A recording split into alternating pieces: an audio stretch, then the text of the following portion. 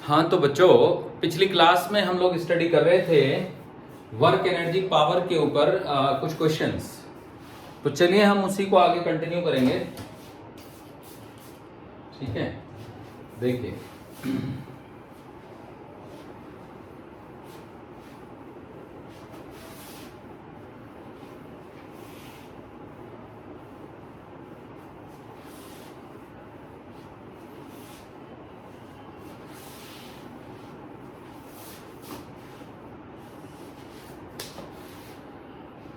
अब जो मैं क्वेश्चन आपको दे रहा हूं वो ये है, देखिएगा। मान लीजिएगा कि ये एक स्प्रिंग है और ये स्प्रिंग कनेक्ट है एक ब्लॉक से जिसका मास है m2, नाम है B। और यहां पर एक ब्लॉक है जिसका मास है m1 और नाम है A, जो u स्पीड से आ रहा है। स्प्रिंग का कांस्टेंट K है।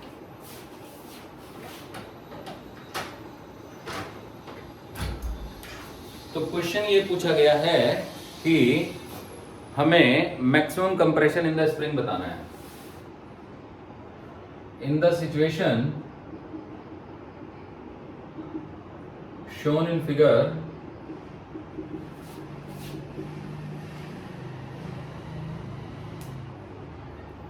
all surfaces are smooth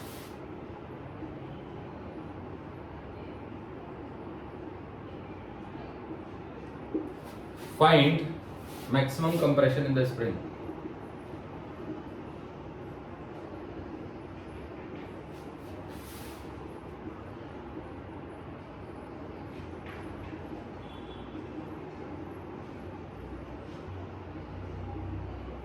spring में मैक्सिमम कंप्रेशन बताओ।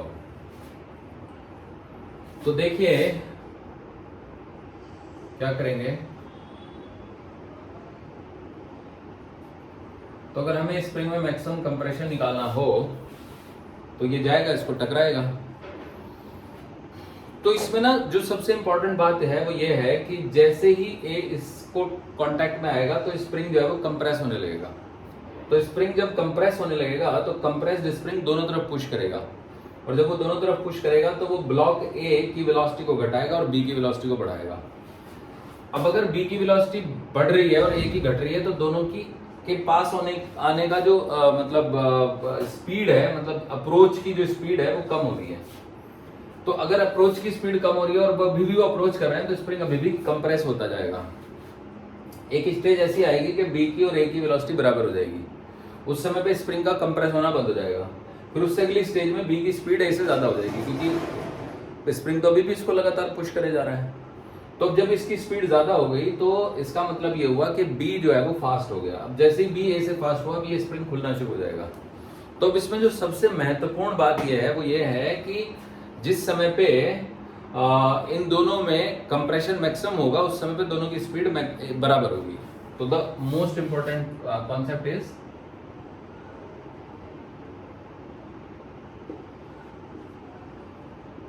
जो असली कॉन्सेप्ट है वो ये है, the speed of the two blocks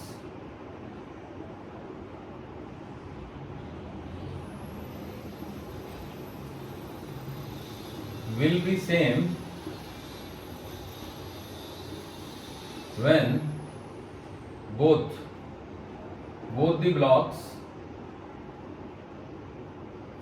are moving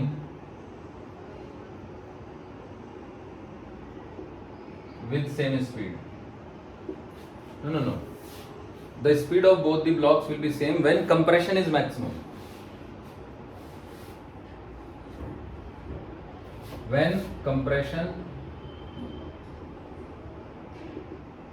in the spring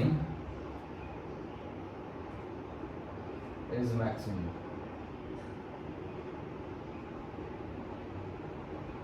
जब स्प्रिंग में कंप्रेशन मैक्सिमम होगी तो दोनों ब्लॉकों की स्पीड सेम होगी। मान लो कि वो v नॉट है, let that speed is v मान लेते हैं कि मान लो कि v है वो स्पीड। अब u स्पीड से ही आ रहे हैं और v वो स्पीड है जब दोनों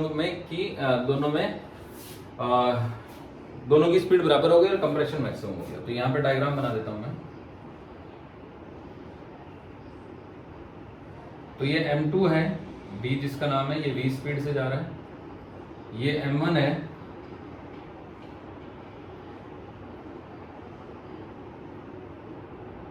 और ये आपका स्प्रिंग है पिचका हुआ। तो ये भी v ही स्पीड से जा रहा है।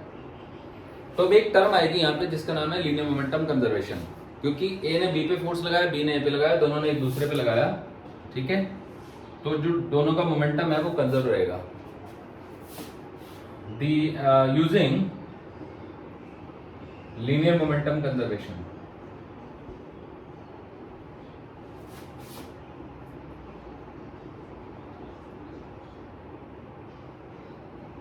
कंजर्वेशन ऑफ लीनियर मोमेंटम लगा देते हैं। तो शुरू में लीनियर मोमेंटम कितना है, वो है m1 इंटू यू, बाद में m1b प्लस m2b, ये लीनियर मोमेंटम है। क्योंकि स्प्रिंग का तो मास है नहीं, स्प्रिंग मासलेस है, मासलेस स्प्रिंग। तो अब आप देख सकते हो कि हम v निकाल लेंगे यहां से। तो v की वैल्यू आएगी m1 into you divided by m1 plus m2। अब क्या लगाएंगे, अब लगाएंगे हम एनर्जी कंजर्वेशन। तो एनर्जी कंजर्वेशन जब हम लगाएंगे तो हम लिखेंगे, देखिए you I plus K I is equal to U F plus K F. तो यू आई कितना था, तो स्प्रिंग में तो कोई एनर्जी थी नहीं पहले, 0। के आई था half of m1 into u square. अब यू एफ हो जाएगा हाफ ऑफ के इंटू में एक्सएम का स्क्वायर, और के एफ। अब क्योंकि ये दोनों ब्लॉक जो है ना इक्वल स्पीड से चल रहे हैं, तो जब कोई दो चीज इक्वल स्पीड से चल रही है तो हम उसको एक सिस्टम मान सकते हैं। तो हम लिख सकते हैं 1/2 इंटू में m1 प्लस m2 इंटू में v का स्क्वायर, है ना। तो अब देखो v की वैल्यू वहां से उठा के यहाँ डालनी पड़ेगी। तो ये हो गया आपका half of m1 into u square is equal to half of, ये हाफ तो काट भी सकते हैं सब में से, है ना। तो अगर सब में से हाफ कट जाएगा तो ये हो जाएगा k इंटू में एक्सएम का स्क्वायर प्लस, अब जब मैं v की ये वैल्यू डालूंगा तो यहाँ पे m1 प्लस m2 की पावर 2 आएगी, ये पावर 1 है, तो एक पावर कट जाएगी, एक बचेगी बस। तो ये हो गया m1 square you square divided by m1 plus m2, एक पावर कट गई, क्योंकि v स्क्वायर में नीचे पावर आनी थी, ऊपर एक था, तो एक से एक कट गया, ये रह गया बस। अब इसको मैं इधर ले आता हूँ, तो देखो ये हो गया आपका m1 इंटू में यू स्क्वायर कॉमन ले लेते हैं, तो 1 minus m1 by m1 plus m2 बच गया is equal to k into में एक्सएम का स्क्वायर। समझ रहे हो बच्चों। अब देखो जब हम यहाँ पे एलसीएम लेंगे तो ये m1 प्लस m2 आएगा, उसमें से m1 जाएगा तो m2 बचेगा। जब मल्टीप्लाई कर देंगे तो ये हो जाएगा आपका m1 into m2 by m1 plus m2 into u square is equal to k into में एक्सएम का स्क्वायर। एक्सएम जो है वो मैक्सिमम कंप्रेशन है, तो अब मैं यहाँ पे लिख रहा हूँ, ठीक है। तो यहाँ से एक्सएम की वैल्यू आ गई under the root u under root, है ना, यू अंडर रूट, ये के नीचे चला जाएगा, m1 m2 divided by k into में m1 प्लस m2, ऐसे आ गई। सो this is the formula for XM. थोड़ा ऊपर लिख देते हैं,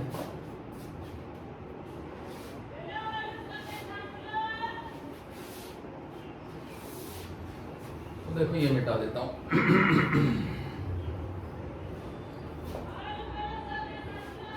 ये आ गया x m is equal to u under root m1 into m2 by k into में m1 plus m2। So this is the answer. ठीक है बच्चों, तो अब आप समझ गए होंगे कि हमने ये आंसर निकाल दिया। तो चलिए अब आगे बढ़ जाते हैं और कुछ क्वेश्चन सॉल्व करते हैं, ठीक है। देखिएगा,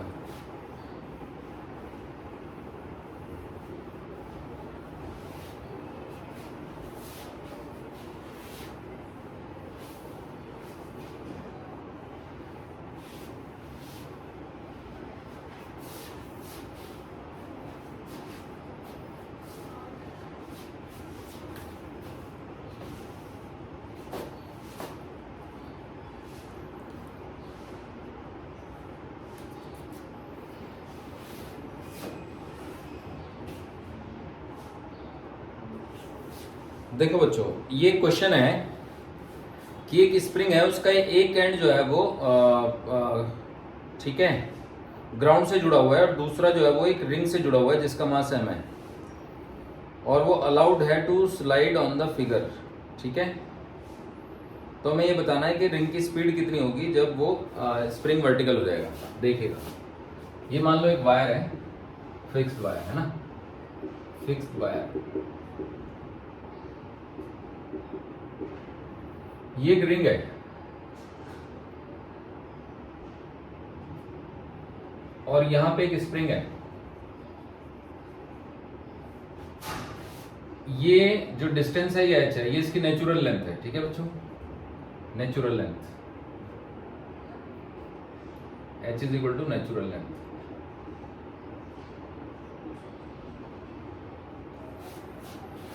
अब हमने क्या किया है, हमने किया ये है कि इस रिंग को पकड़ के हम यहां तक ले आते हैं। ठीक है, तो हम रिंग को पकड़ के, अब ये मिटाना पड़ेगा मुझे, ठीक है ना, h is the natural length of spring. तो हम रिंग को पकड़ के यहां तक ले आए, यहां तक।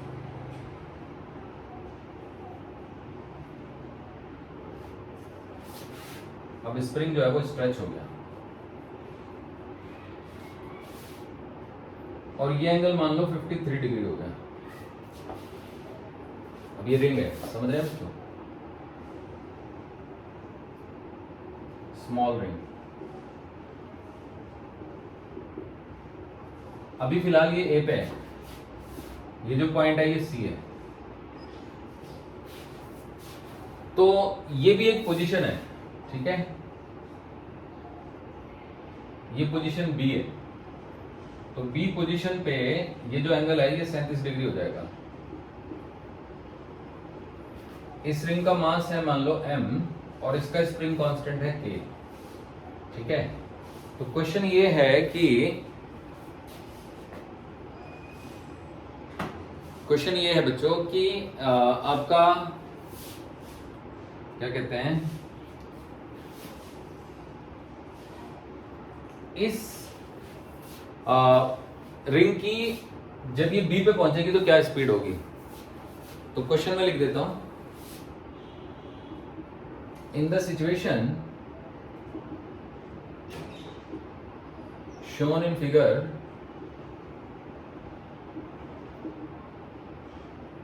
the ring is released from position A.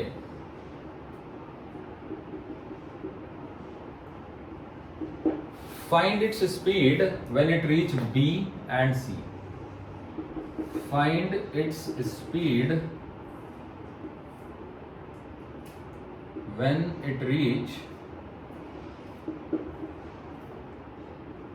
at B, part 1 है at B, पार्ट 2 है at C। समझ गए। तो स्प्रिंग खींचा हुआ है, खींचे हुए स्प्रिंग की पोजीशन से हमने इसको छोड़ देना है, तो यहां से भाग के यहां आएगी, फिर यहां आएगी, तो इसकी दो डिफरेंट पोजीशन में स्पीड क्या क्या होगी ये बताना है। तो देखिए बच्चों, h जो है वो स्प्रिंग की नेचुरल लेंथ है, नेचुरल लेंथ ऑफ स्प्रिंग है ना, यानी जिस समय पे ये सी पे पहुंचेगा उस समय पे स्प्रिंग में कोई एनर्जी नहीं होगी। तो देखिए करते हैं, कोई दिक्कत नहीं है। तो मान लो कि इस पॉइंट का नाम रख लेते हैं, नीचे वाले का कुछ भी नाम रख लेते हैं, इसका ओ रख लेते हैं। ठीक है, तो OC तो h है, OC is equal to h। अब हम OA निकालेंगे, तो OA फाइंड करना है, सपोज करो, एंड OB भी फाइंड करना है। तो कर क्या रहे हैं हम, OC बाई OA कर रहे हैं, OC बाई OA। तो ये cos 53 आएगा, cos 53 होता है 3/5, OC है h, तो h बाई OA हो गया ये, तो यहां से OA की वैल्यू हो गई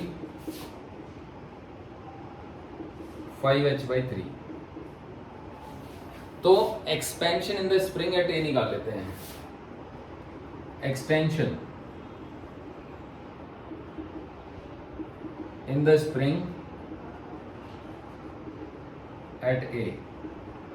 तो क्योंकि नई जो OA है वो 5h/3 है और जो उसकी नेचुरल लेंथ है वो h है, तो 5h/3 में से h घटा दो तो 2h/3 आ गया। अब OB निकालते हैं, तो h/OB यानी कि OC/OB है ना, इज इक्वल टू cos 37 जो कि 4/5 हो गया। तो यहां से OB की वैल्यू हो गई 5h/4 है ना। तो extension in the spring at B, extension in the spring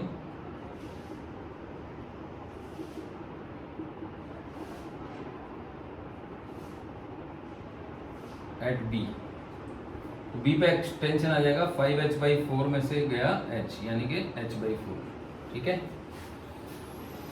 तो अब देखिएगा करना कुछ नहीं है, बस एनर्जी कंजर्वेशन लगानी है। तो UI plus KI is equal to UF plus KF ऐसे लगाना है, ठीक है बच्चों। तो UI कितना है, तो UI है 1/2 K इंटू में 2h/3 का whole square, 1/2 into K into में 2h/3 का होल स्क्वायर। KI है 0 क्योंकि ये रेस्ट से छोड़ा हमने इसको, समझे बच्चों।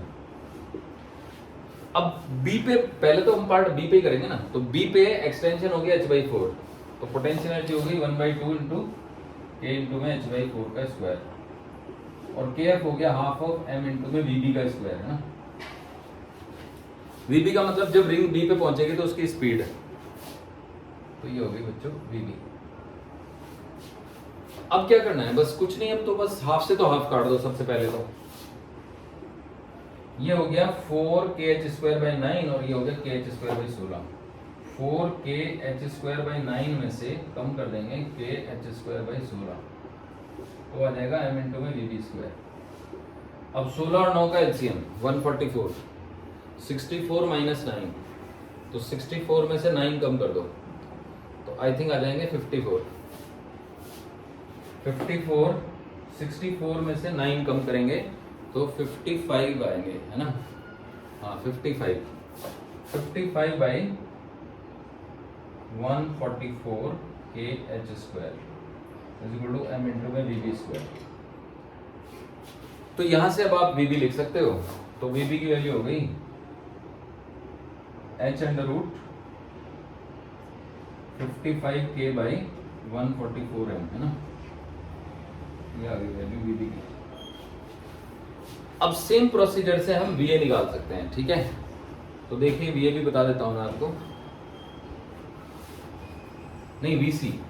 तो VC निकालने के लिए क्या करेंगे, VC थोड़ा और आसान रहेगा क्योंकि C पे तो ये स्प्रिंग अपनी नेचुरल लेंथ पे है ना।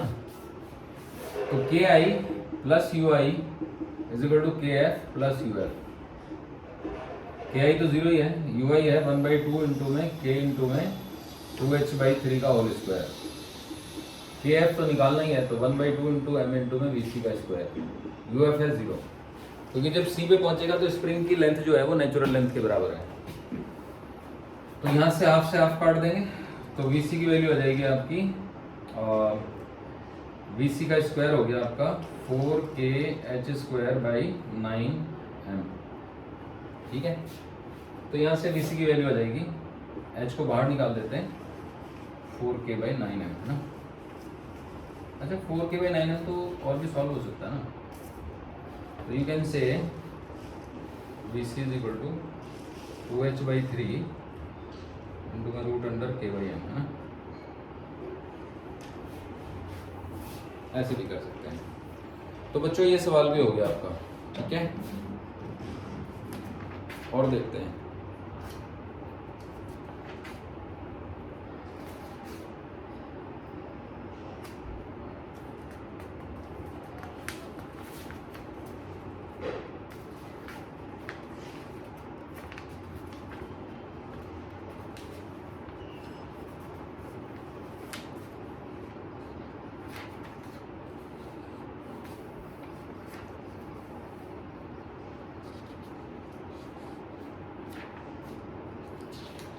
चलिए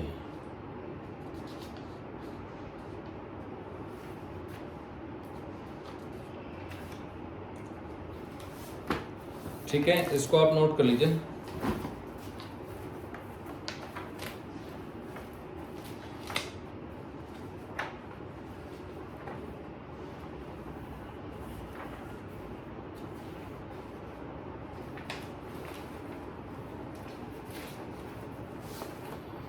देखिए एक क्वेश्चन देता हूं मैं आपको, ठीक है बच्चों, ये नोट हो ही गया होगा।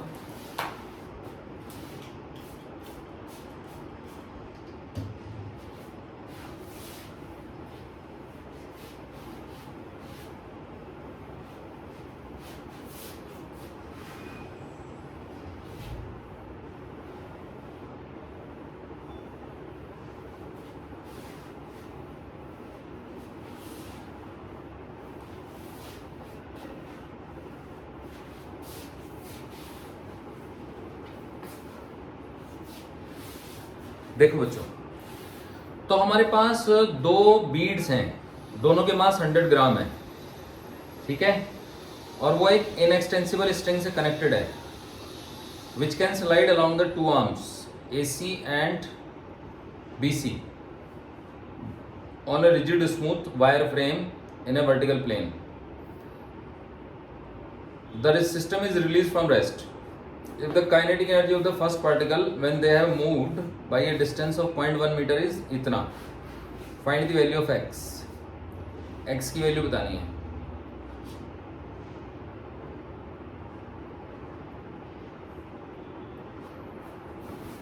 ठीक है बच्चों, देखो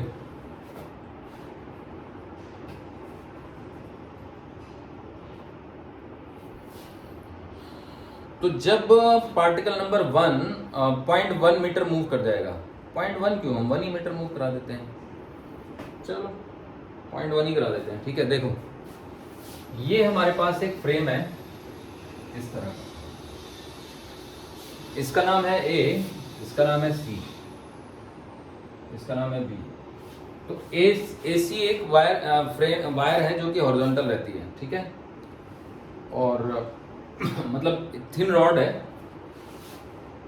ये दीवार हो गई समझ लो, ये फ्लोर हो गया समझ लो, है ना। तो ये एक फ्रेम है, फ्रेम ऑफ मेटल वायर है ना, मेटल। अब इसमें हमारे पास यहाँ पे दो बीड्स हैं, बीड होते हैं हमारे मोती, तो ये एक मोती है बीड, बीड 1 है ये, और ये बीड 2 है।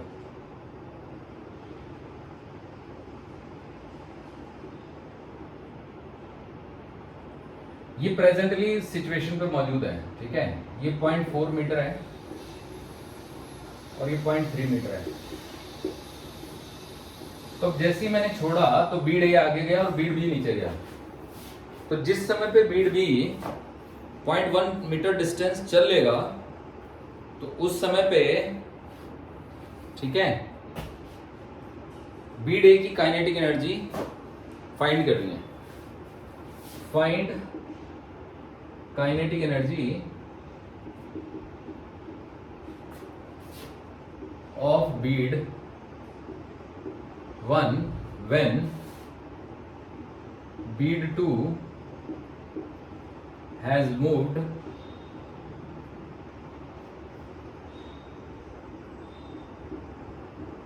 a distance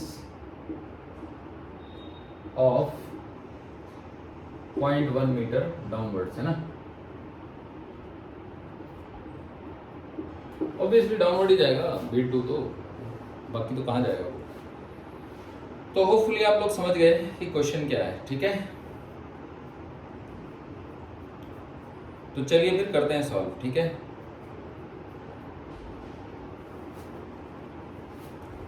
तो देखो कलर बदल देता हूं मैं इसका। तो जब ये 0.1 मीटर नीचे आएगा तो ये यहां पे पहुंच जाएगा और ये यहां पे पहुंच जाएगा, है ना। ये धागा ऐसे हो जाएगा। तो आप देख सकते हो कि ये 0.4 मीटर हो गया और ये 0.3 मीटर हो गया, है ना। तो भी दोनों की कुछ स्पीड होगी। तो मान लो 2 की स्पीड नीचे को है v2 और इसकी स्पीड आगे को है v1, है ना। समझ रहे हो बच्चों।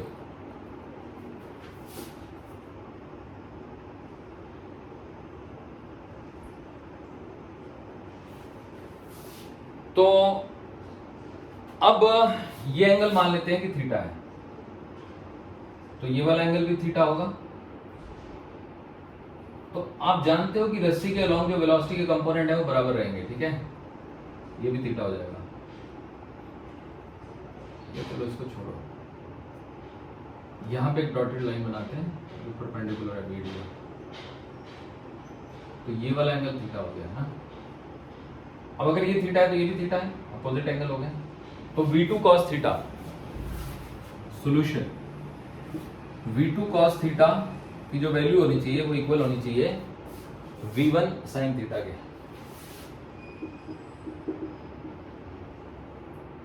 तो अब cos थीटा की वैल्यू डाल देते हैं। देखो ये 0.4 है, ये 0.3 है, तो ये 0.5 होगा ना। तो cos थीटा की वैल्यू आएगी आपकी 0.4/0.5। तो V2 into 0.4/0.5 is equal to V1 sine theta की वैल्यू आएगी, अगर ये थीटा है तो साइन थीटा आएगा 0.3/0.5, ठीक है। तो it will be 0.3 divide by 0.5। यहाँ पे ये वाला थीटा है बच्चों, समझ रहे हो ना, ये वाला थीटा है। इस ट्रायंगल की बात हो रही है जो हरे रंग से बना हुआ है। तो देखो 0.5 तो गया और ये पॉइंट भी गया, तो 4V2 is equal to 3V1 है ना। अब बीड का मास मैंने बोला था 100 gram, mass of bead is 0.1 kg है ना। तो अब ये वाला बीड तो इधर गया, तो इसकी तो पोटेंशियल एनर्जी घटी नहीं, इसी की घटी है ना। तो UI, या तो हम ऐसा फार्मूला लगाएंगे, increase in kinetic energy is equal to decrease in potential energy. अब ये कहां से आया ये मैं बता देता हूं आपको कहां से आता है ये। Actually K final minus K initial is equal to U initial minus U final है ना, ऐसा होता है, क्योंकि इसको इधर ले आओ तो ये प्लस प्लस हो जाएंगे। तो इनिशियल माइनस फाइनल, तो अगर काइनेटिक एनर्जी बढ़ रही है तो ये घट रही होगी, क्योंकि फाइनल अगर कम होगी इनिशियल से तभी तो ये पॉजिटिव रहेगा। तो increase in kinetic energy is equal to decrease in potential energy. Potential energy में कितनी कमी आई है, तो काइनेटिक एनर्जी तो दोनों की बढ़ी है, तो 1/2 इंटू में 0.1 इंटू में V1 का स्क्वायर है ना, प्लस 1/2 इंटू में 0.1 इंटू में V2 का स्क्वायर। और जो पोटेंशियल एनर्जी में घटोतरी हुई है वो सिर्फ एक ही हुई है B2 की, और वो भी कितना 0.1। तो 0.1 इंटू G इंटू 0.1, समझ रहे हो बच्चों। तो 1.1 तो सब में से काट ही सकते हैं, गया 2 को उधर ले जाओ, तो ये हो जाएगा V1 square plus V2 square is equal to 2 into में 0.1 इंटू में 10, तो 10 इंटू 0.1 तो 2 ही हो गया, 1 हो गया, तो 1 इंटू 2 हो गया। अब यहाँ पे देखो हमें V1 निकालना और V2 की वैल्यू है 3/4 V1, तो V1 का स्क्वायर प्लस 3V1 का स्क्वायर बाई 4 है ना, 3/4 इंटू V1 का स्क्वायर इज इक्वल टू 2।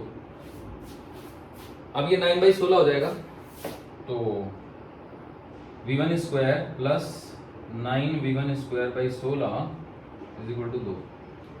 तो एक तरीके से मैं यहाँ पे लिख सकता हूँ 25V1 square by 16 is equal to 2।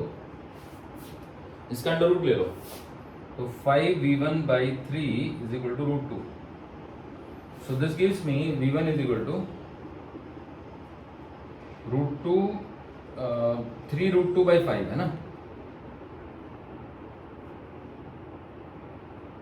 Metre पर सेकेंड। अगर मुझे काइनेटिक एनर्जी निकालनी है, इसकी काइनेटिक एनर्जी निकालनी थी ना हमको, तो kinetic energy of bead 1, kinetic energy of bead 1, so this comes out to be 1/2 into 0.1 into में इसका स्क्वायर, तो 18/25 है ना। 25 से इसको काट देंगे तो 9 आ जाएगा है ना, 9/25।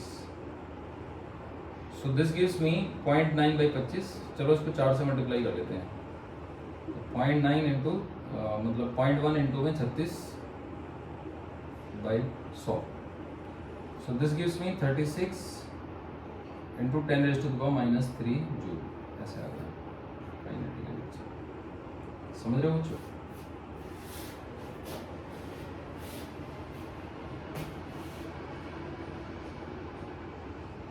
आई होप आप समझ गए।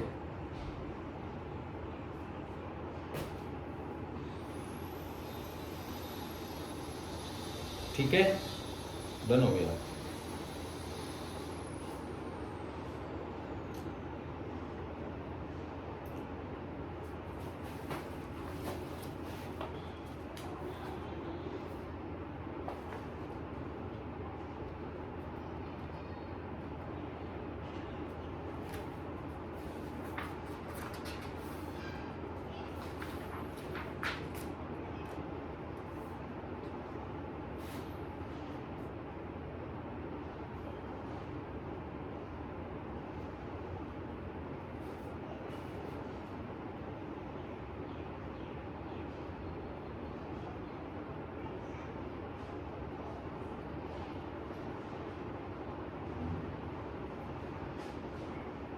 ठीक है, तो इज इट फाइन? समझ आ गया? चलिए अब आगे बढ़ते हैं। एक और क्वेश्चन देता हूं मैं आपको।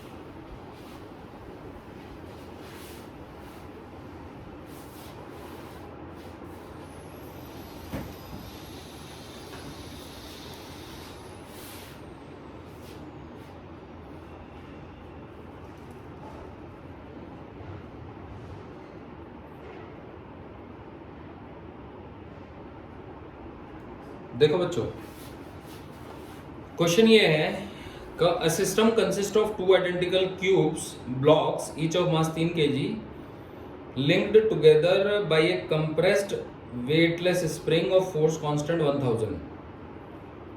The blocks are also connected by a thread which is burnt at a certain moment. At what minimum value of initial compression x naught of the spring will the lower cube bounce up after the thread is burnt? तो देखिएगा, ये एक block है, इसका नाम ए रख लेते हैं, 3 kg का है ये, और ये एक और ये कंप्रेस्ड स्प्रिंग है, और ये आपका ब्लॉक बी है, ये भी 3 kg का है, और ये फ्लोर है। यहां पे एक थ्रेड है, ठीक है? सो this is a thread.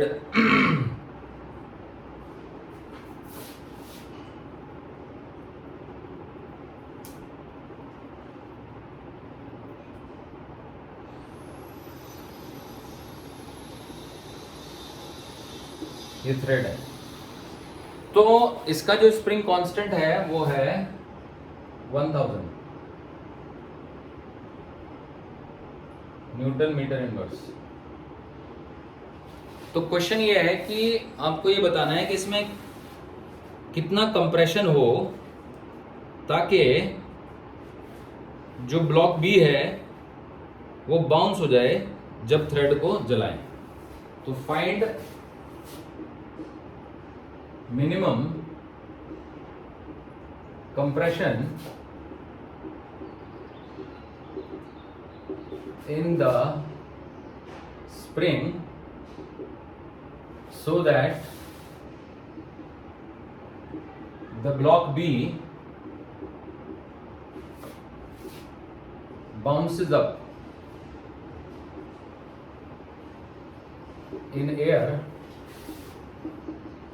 when the thread is burned.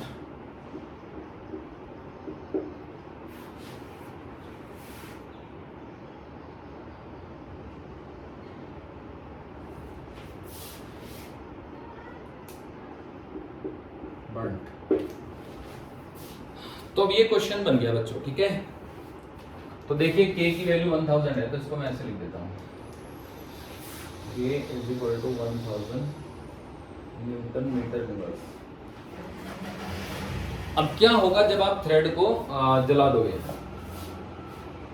ठीक है, थ्रेड जल गई, चलो अभी शुरू में लगी रहने देते हैं। जब जलाएंगे तो A ऊपर भागेगा, तो मान लो A यहां आ गया,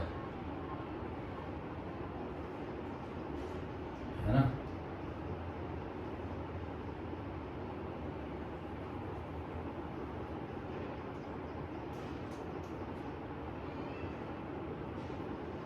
ये B है, 3 kg का B, और ये 3 kg का A है। अब देखा जाए तो इस लेंथ को मैं लिख देता हूं L0 माइनस X0, है ना, और इसको मैं लिख देता हूं L0 प्लस X। मतलब अब इसमें खिंचाव है, मतलब ये लेंथ नेचुरल लेंथ से बड़ी है, तो जगह ज्यादा है नहीं, तो इसलिए मैं ज्यादा ऊंचे तक नहीं ले जा रहा उसको, लेकिन ये बड़ी है नेचुरल लेंथ से, ठीक है। तो अब जाहिर सी बात है कि B तो हवा में तभी जाएगा जब यहां पे कंप्रेशन एक्सटेंशन हो kx का फोर्स इसको ऊपर पुल कर रहा होगा और इसको नीचे पुल कर रहा होगा, है ना, because the spring is extended. तो द सॉल्यूशन है the block B will bounce up if kx is bigger than mg। mg बोले तो 3g, 3 kg है ना उसका मास, इक्वल टू, अब सिंप्लिसिटी के लिए हम इक्वल कर देते हैं इसको, ठीक है। For simplicity we can say that कि भाई kx जो है इक्वल हो गया 3g, तो 30 हो गया, k है 1000, तो 1000 into x is equal to 30, so x is equal to 3 centimetre you can say. जब स्प्रिंग में खिंचाव 3 सेंटीमीटर का आ जाना चाहिए, ठीक है।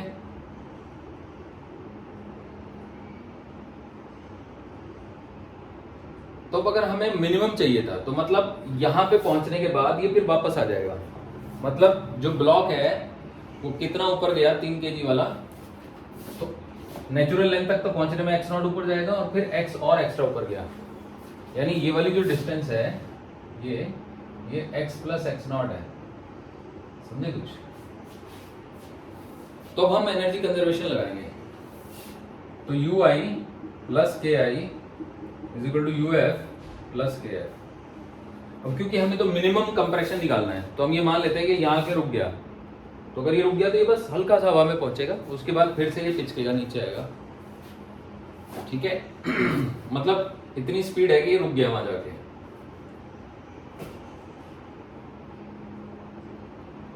तो अब देखिए अगर वहां जाके रुक जाना है इसको, तो ui कितना है, तो ui है हमारा, अब इसको हम डेटम मान लेते हैं बच्चों, इसकी तो लोकेशन उठी नहीं है, बस इसी को डेटम मान लो।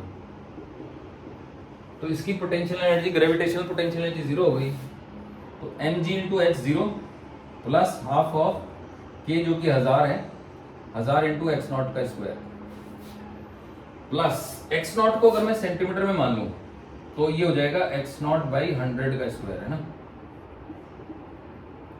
ki है 0। अब uf देखो, तो uf हो गया आपका m जो कि 3 है और g जो कि 10 है, इनटू में x प्लस x0, x तो 3 है तो 3 प्लस x0 डिवाइडेड बाई 100, ये ग्रेविटेशनल पोटेंशियल एनर्जी है जो एक्वायर कर ली इसने, और प्लस 1/2 इंटू में 1000 इंटू में 3/100 का स्क्वायर, है ना, क्योंकि x तो हम ऑलरेडी निकाल चुके हैं ना 3 सेंटीमीटर, समझे बच्चों, तो 3/100 का स्क्वायर। तो अब बचा क्या हमारे पास, तो देखो सबसे पहले तो हम पूरी इक्वेशन में देखो, ये 2 0 से 2 0 काट देते हैं, तो ये 5 हो गया, 5 इंटू में x0 का स्क्वायर और 100 से पूरी इक्वेशन को मल्टीप्लाई कर देते हैं, तो is equal to 30 into 3 plus x0 और प्लस 100 से मल्टीप्लाई किया ना हमने, तो एक 100 बचेगा, वो इसको काट देगा, 10 बचेगा, 5 5 9 45 45, ठीक है। तो 5 से भी पूरी इक्वेशन कट रही है, तो ये कट गया, 6 आ गया यहाँ पे, यहाँ 9 आ गया, है ना। 5 से भी कट गई पूरी इक्वेशन। तो अब ये क्या हो गया, तो ये इक्वेशन बनी हमारी x0 का square is equal to 18 plus 6x0 plus 9, यानी x0 का square minus 6x minus 27 is equal to 0। 27 के ऐसे टुकड़े जिनका डिफरेंस 6 हो, 9 और 3, ठीक है। तो ये आ जाएगा आपका x0 minus 9 into x0 plus 3 is equal to 0। So this gives me x0 is equal to 9 centimetre का कंप्रेशन होना चाहिए, ठीक है बच्चों, समझ आया। तो मुझे लगता है आपको समझ आ गया होगा।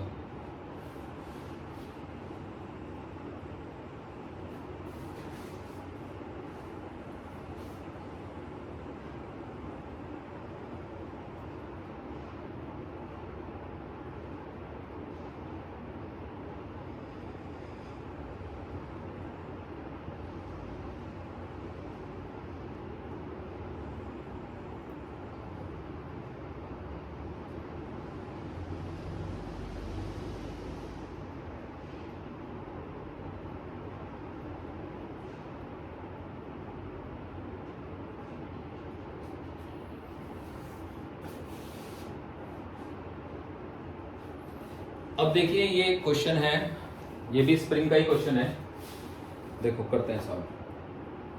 तो आई होप ये आपको समझ आ गया होगा, आसान सा ही तो है, ठीक है बच्चों।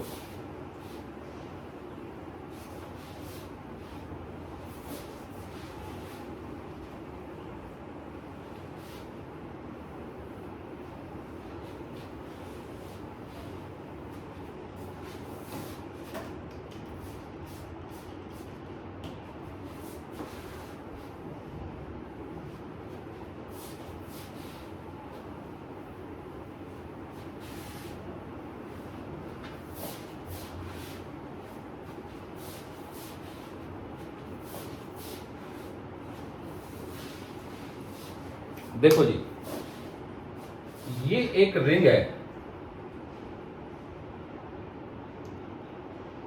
ये इसका सेंटर है, रिंग की रेडियस है 20 सेंटीमीटर, ठीक है। अब इस रिंग में यहां पर एक पॉइंट है, ये बी है, मान लो बी फॉर बॉटम, ये ए है सपोज। तो पॉइंट ए से ओ है, ये पॉइंट ओ से एक स्प्रिंग कनेक्टेड है, ये समझ रहे हो बच्चों।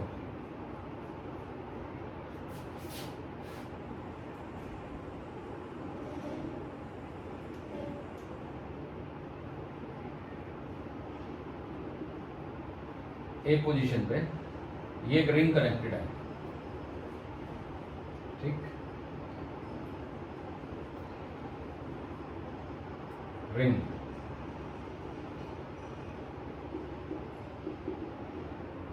ये एंगल 60 डिग्री है। अभी पकड़ा हुआ है हमने रिंग को, और क्या कहते हैं, रिंग का मास जो है वो 5 kg है, ऑफ मास 5 kg। अब ये पकड़ी हुई है हमने, तो जब हम रिंग को रिलीज कर देते हैं तो रिंग घूम घाम के जब बी पे आती है, तो ये पाया गया कि रिंग के ऊपर नॉर्मल रिएक्शन 0 हो जाती है। तो it is found that as the ring is released, है ना, मतलब 2 रिंग हो गई, एक ये रिंग है बड़ी रिंग, है ना, ये फ्रेम समझ लो, रिंग फ्रेम, ये इसको मैं बीड बोल देता हूं। बीड होता है मोती, है ना। As the bead is released,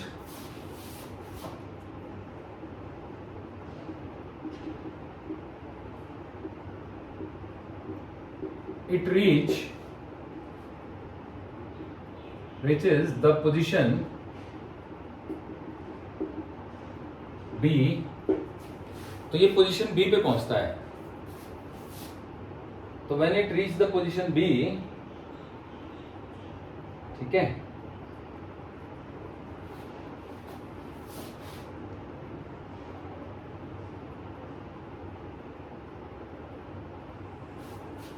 when it reach the position B, the normal reaction is found to be 0. As the bead is released, it reaches the position B, and at this position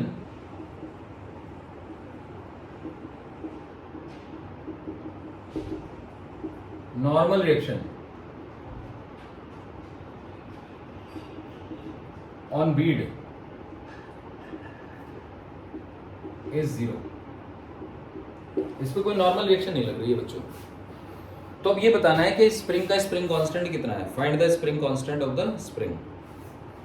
find spring constant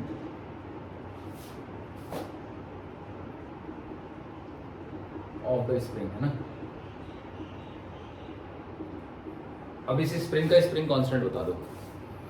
तो देखिए, शुरू में spring अपनी natural length पे है, ये इसकी natural length है ना।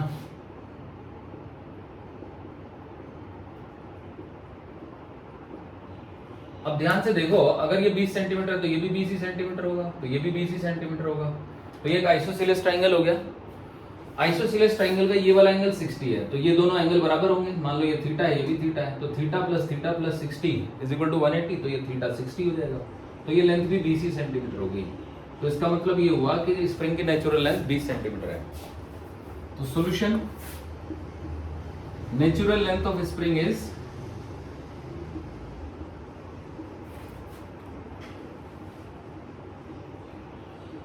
20 सेंटीमीटर।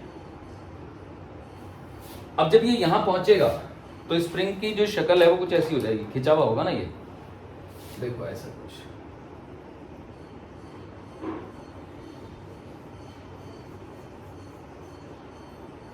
ये फोर्स लगाएगा इस पे K इंटू में x0, जो खिंचाव हो गया वो x0 20 सेंटीमीटर है, और वो इसके वेट से बैलेंस हो जाएगा। तो एट B K इंटू में x0 must be equal to 5G। अब इसमें तो आई थिंक कुछ करना ही नहीं पड़ा मुझे। तो अगर B पे नॉर्मल रिएक्शन 0 हो रही है तो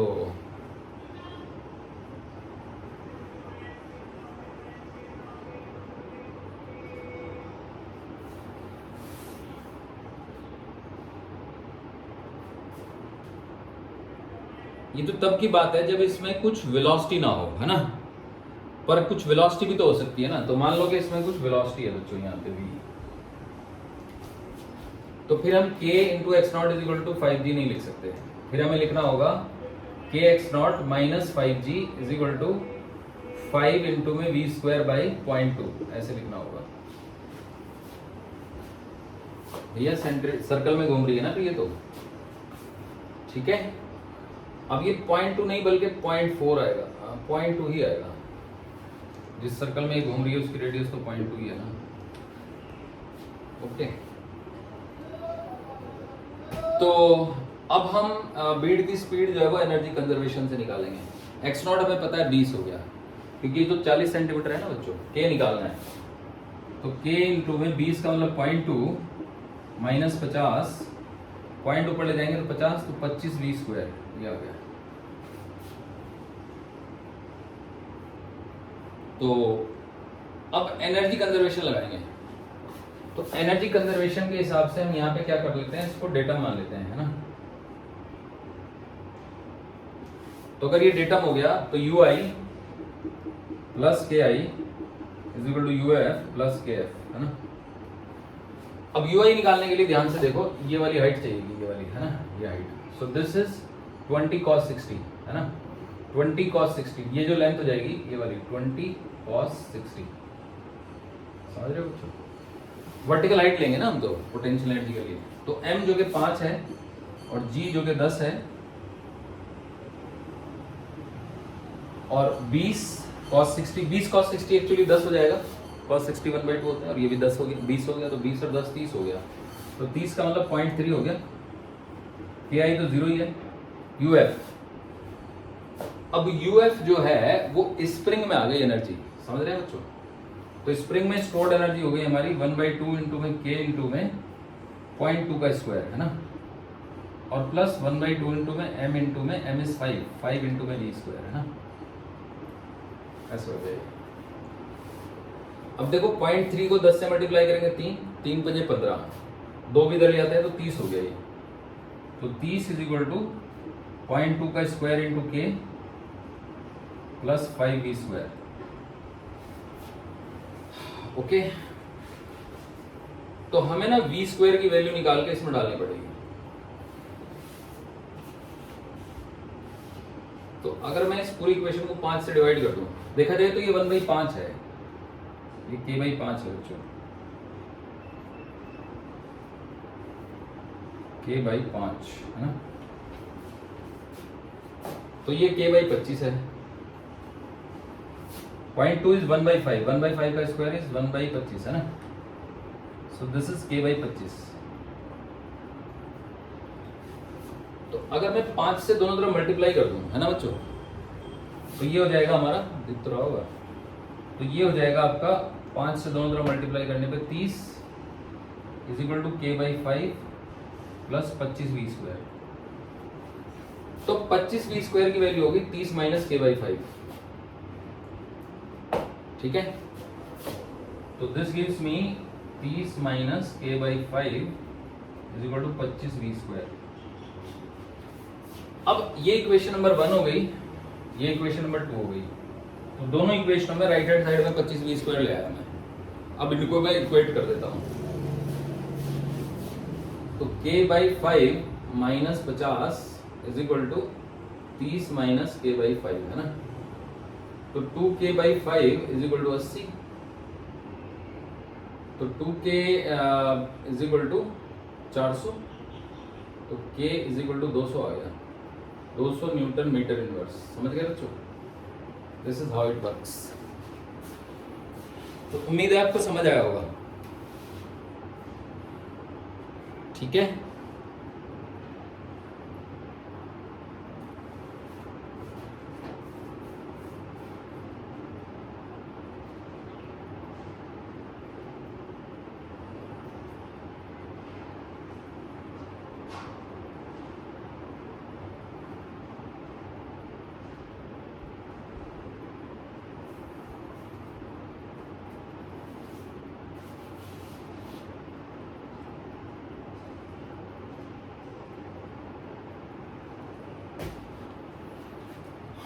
तो ये आपको समझ आ गया होगा, ठीक है बच्चों।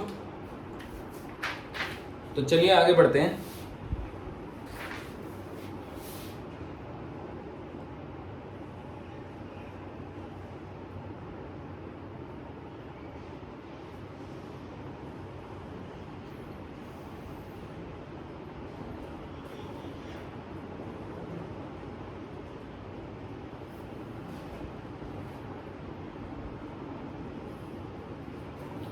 अब देखिए एक और क्वेश्चन मैं देता हूं आपको, ठीक है। तो ये तो होपफुली आपको समझ आ गया होगा। अब यहाँ पे रेडियस 0.2 लेनी है, क्योंकि ये जो सर्कल है ना, इसकी जो आर्क है, भले ये रेडियस यहाँ पे इसकी ये 0.4 हो, पर जिस सर्कल में ये घूम रहा है ना, उस सर्कल की रेडियस तो 20 सेंटीमीटर है ना, तो इसको 0.2 लेंगे, ठीक है, सेंट्रीपिटल फोर्स के लिए।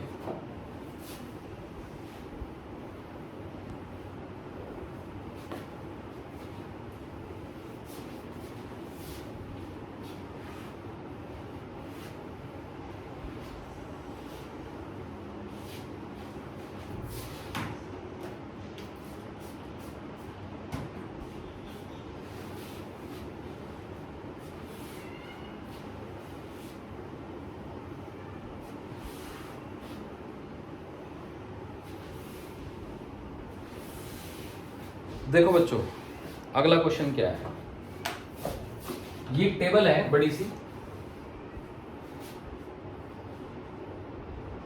ठीक है, इस टेबल पे 3 पार्टिकल पड़े हुए हैं, ये है ए, ये है बी, ये है सी। तो क्वेश्चन ये है कि अगर हमने बी को v0 वेलोसिटी से प्रोजेक्ट कर दिया तो एक स्टेज ऐसी आएगी कि जब बी यहां होगा, है ना, और ए और सी आपस में टकरा जाएंगे। तो ये ए है और ये सी है, ए और सी आपस में टकरा जाएंगे। ये तो आगे भाग ही रहा होगा, समझ रहे हैं बच्चों? तो जब ए और सी आपस में टकराएंगे तो आपको ए की स्पीड बतानी है relative to c. Find speed of a relative to c when they collide, है ना। जब वो कोलाइड करेंगे तो ए की स्पीड सी के रिलेटिव कितनी होगी? तो अब देखिए, बात ऐसी है कि जो ए है ना, तो ए की आगे की तरफ एक स्पीड वी होगी, सी की भी आगे की तरफ एक स्पीड वी होगी, और ए की जो एक स्पीड है ना वो इस तरफ होगी वी ए, और सी की एक स्पीड इस तरफ होगी वी सी, है ना, और ये दोनों भी बराबर होगी। तो इनको हम वी नॉट कर लेते हैं, ठीक है, क्योंकि भैया ये यूं टकराएंगे ना एक दूसरे से। तो बात ऐसी है कि सबसे पहले तो हमें v निकालना होगा। तो v निकालने के लिए हम मोमेंटम कंजर्वेशन लगाएंगे। तो मान लो ये x डायरेक्शन है, तो x एक्सिस के अलॉन्ग मोमेंटम कंजर्वेशन लगाओ। तो m इंटू में v0 is equal to 3m into में v। तो यहां से v की वैल्यू आ गई आपकी, v0 नहीं ले सकते आप इसको, v डैश लोगे, है ना, या तो u ले लो, u इज आल्सो बेटर, मतलब इसकी स्पीड u है। तो हमें एक्चुअली 2u निकालना है, क्योंकि speed of a relative to u, अब ये दोनों तो कट ही जाएंगी, तो speed of a relative to c जो है ना वो 2u हो जाएगी। Find speed of a relative to c when they collide. तो जब वो कोलाइड कर रहे होंगे तो आगे को तो v/3 से जा रहे होंगे, क्योंकि भैया रस्सी जब ये कनेक्टेड है तो इनको तो चलना ही पड़ेगा। जब ये दोनों सीधे हो जाएंगे तो तीनों की x एक्सिस के अलॉन्ग वेलोसिटी तो बराबर ही होगी। a की नेगेटिव y के अलॉन्ग u है, c की पॉजिटिव y के अलॉन्ग u है, तब ये टकराएंगे ऐसे। तो अब यहां से v की वैल्यू आ गई आपकी v0/3। अब एनर्जी कंजर्वेशन लगा लो। तो A की जो टोटल एनर्जी है ना वो हो जाएगी half m u² plus v², C की भी यही हो जाएगी। तो टोटल एनर्जी होगी 1/2 इंटू में m इंटू में v0 का स्क्वायर, और इधर हो गई 1/2 इंटू में m इंटू में v0/3 का स्क्वायर। ये किसकी स्पीड हो गई? ये B की हो गई। अब जो A और C की काइनेटिक एनर्जी है ना वो यहाँ पे लिख रहा हूँ मैं, देखिएगा ध्यान से, प्लस 1/2 इंटू में m इंटू में u का स्क्वायर प्लस v0/9, है ना। ये हो गई आपकी A की स्पीड, क्योंकि A के पास दो कंपोनेंट है, एक y का एक x का, और इसको भी मल्टीप्लाइड बाई 2 कर दो, क्योंकि C और A का तो बराबर ही है। तो अगर मैं यहां से हाफ हाफ काट दिया देखो, तो ये 1/9 हो गया, ये 1 है, 1 में से 1/9 जाएंगे तो 8 बचेंगे, तो 8mv0²/9, है ना, इज इक्वल टू, ये m है ही, है ना, 2 हो गया, 2m इंटू में u² प्लस v0²/9। तो एक तरीके से 2/9 और कम कर दो, तो ये 6/9 बच गया। तो 6mv0²/9 is equal to 2mu², है ना, m से m काट देते हैं, ये 2 हो गया, ये 3 हो गया, तो यहाँ से u² इज इक्वल टू आ गया आपका v0²/3, है ना। तो u की वैल्यू आ गई आपकी v0/√3, समझे बच्चों, √3। तो रिलेटिव वेलोसिटी आ गई, relative velocity of A with respect to C आ गई, velocity of A with respect to C आ गई आपकी 2uv0/√3। समझ गए बच्चों? अब आप सोच रहे होंगे कि सर ने कर कैसे दिया। देखो मैं आपको अलग से बता देता हूँ, काइनेटिक एनर्जी ऑफ A कैसे लिखेंगे। तो 1/2 इंटू में m इंटू में v का स्क्वायर प्लस, है ना, u का स्क्वायर, ऐसे लिखेंगे, क्योंकि जो वेलोसिटी ऑफ A है ना बच्चों वो है vi cap minus uj cap, और ऐसी जो वेलोसिटी ऑफ C है वो है आपका vi कैप और प्लस का uj कैप, है ना, ऐसे है ना। तो अगर velocity i cap j cap में लिखूंगा तो काइनेटिक एनर्जी एक ही हो गई, काइनेटिक एनर्जी C की कितनी हो गई? 1/2 इंटू में m इंटू में v का स्क्वायर प्लस u का स्क्वायर। अरे भैया मैग्नीट्यूड ऑफ स्पीड निकालेंगे तो स्क्वायर करके ऐड करेंगे ना, तो अब इन दोनों का डबल कर दिया ना मैंने यहाँ पे, देख रहे हैं। तो मुझे लगता है आपको समझ आ गया होगा। This is the velocity of A with respect to C. तो आज हमने वर्क एनर्जी थ्योरम पे आधारित बहुत अच्छे अच्छे क्वेश्चन करे हैं। तो नेक्स्ट क्लास में मैं आपको पढ़ाऊंगा वर्टिकल सर्कुलर मोशन। ठीक है।